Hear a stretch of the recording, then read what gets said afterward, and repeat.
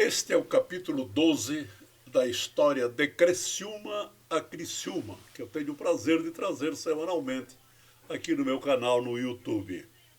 Os meus cumprimentos, meus agradecimentos pela amável sintonia tua e dos teus. Obrigado.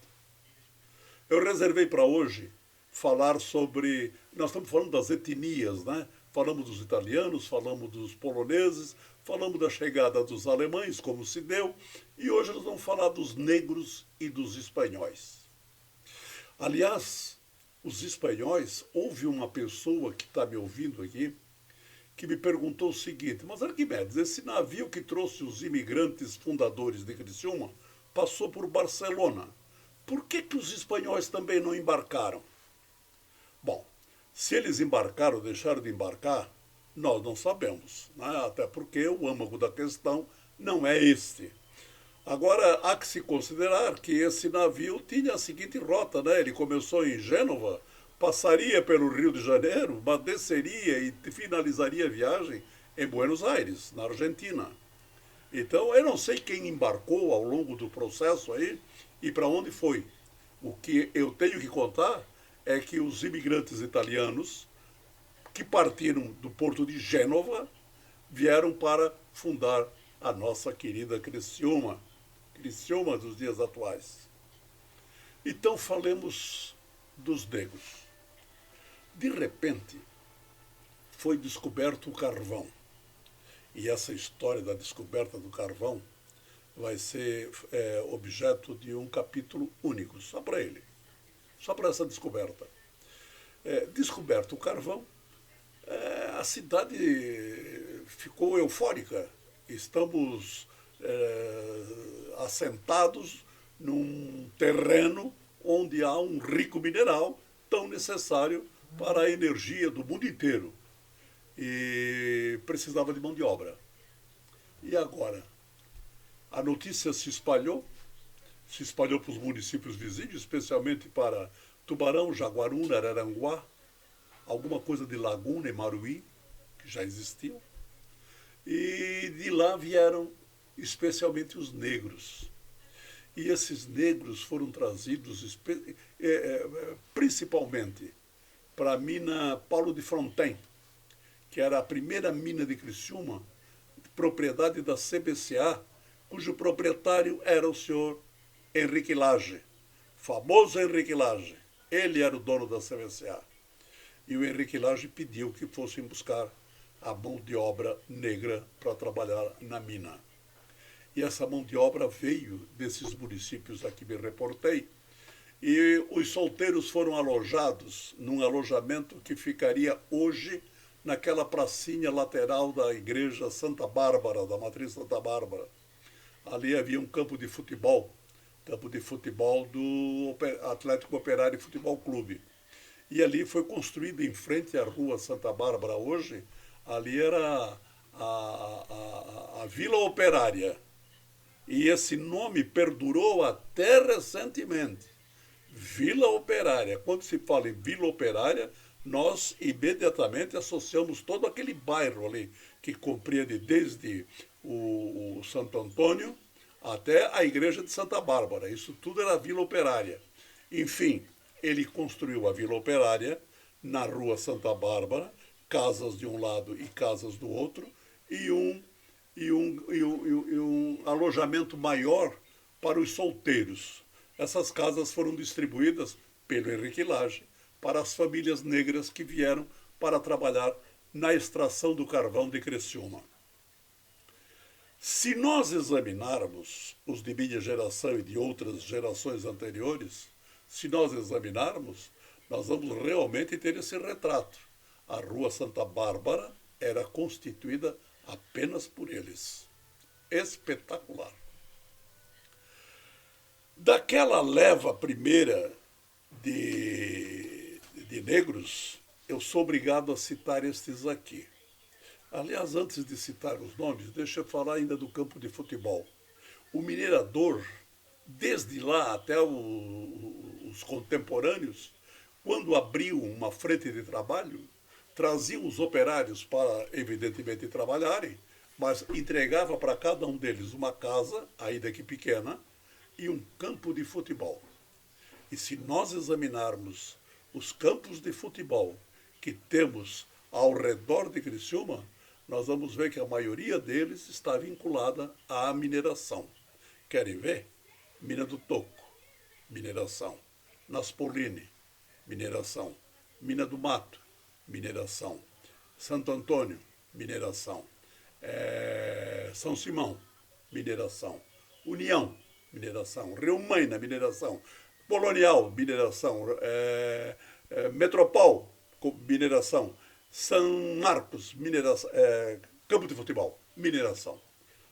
Todo campo de futebol, Vila Operária e mineração.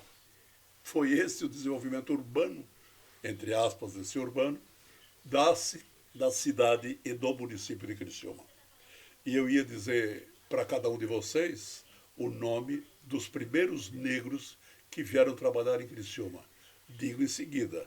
Agora deixa eu fazer essa seguinte observação.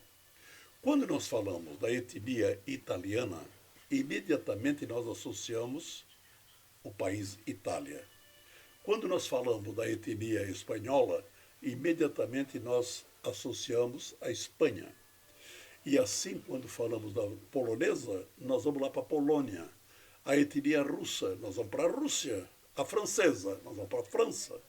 Aí, quando chega nos afrodescendentes, nós falamos nos africanos.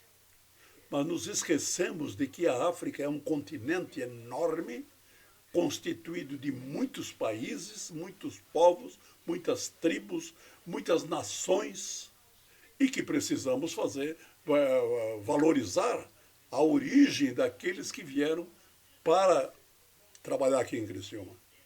E segundo pesquisas recentes, feitas por alunos da universidade, nós concluímos que o principal país fornecedor de mão de obra para o Brasil fosse o Congo. Então não é etnia africana, é a etnia congolesa. Perfeito?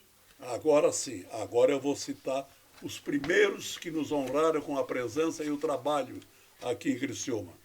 Antônio Fidelis, Afonso José Cangeri, Aristides Lima, Bento Bibiano, Benjamin Cândido, Domingos de Jesus, Esaú José Cangeri, Francisco de Assis dos Santos, Estanislau e Virgínia Lalau, Felisbino Santiago, José Cangeri, José Sebastião, Lisoca Cândido, Manuel Bibiano, Manuel Estevão e Pedro Paulo dos Santos.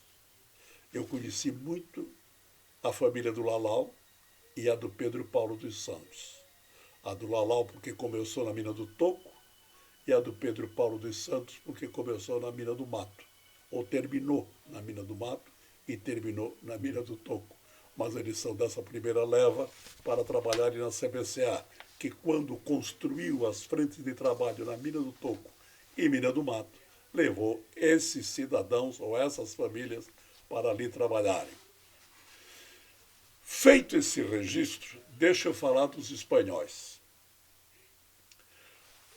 De repente, a mineração disseminou.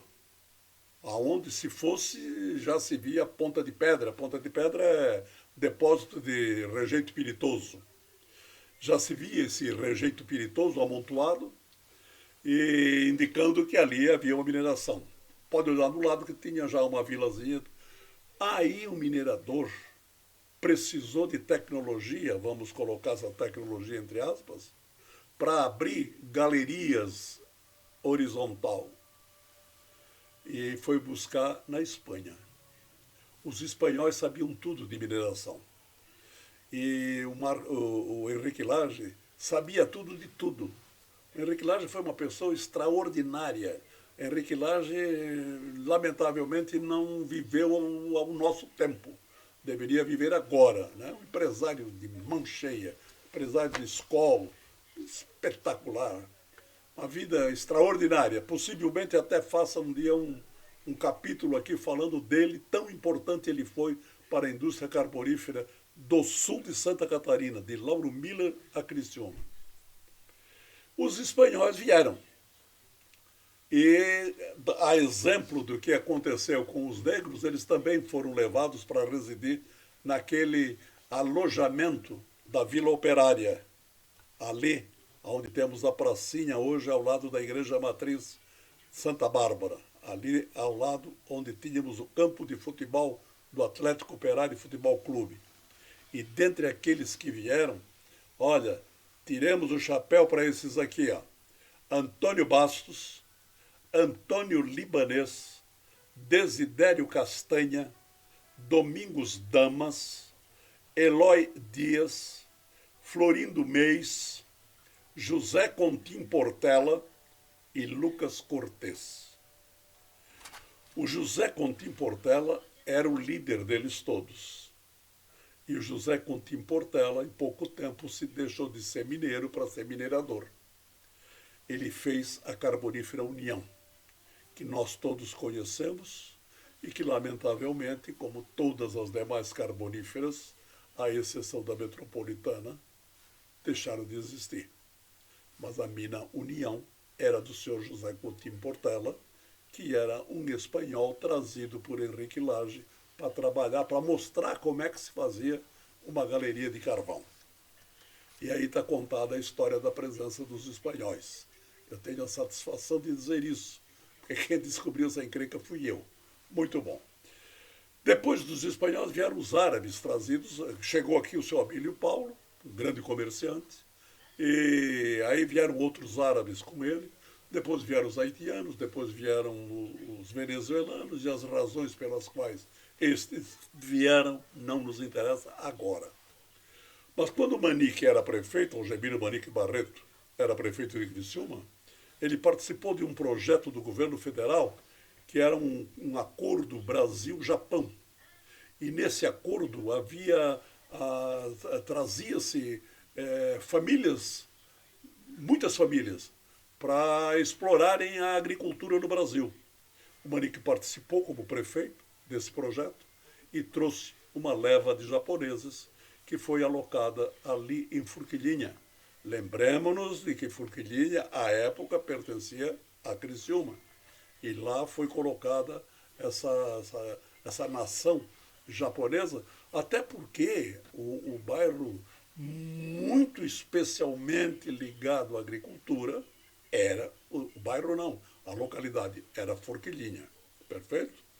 Então tá, então temos aí agora a história contada de todas as etnias que formaram a raça criciumense. Eu tenho a felicidade de dizer isso. A nossa raça foi formada por essa gente toda a que me reportei nos capítulos havidos até aqui. Então, prefeito, fica o convite para o próximo e deixo para todos e a cada um com o meu agradecimento um abraço do meu tamanho.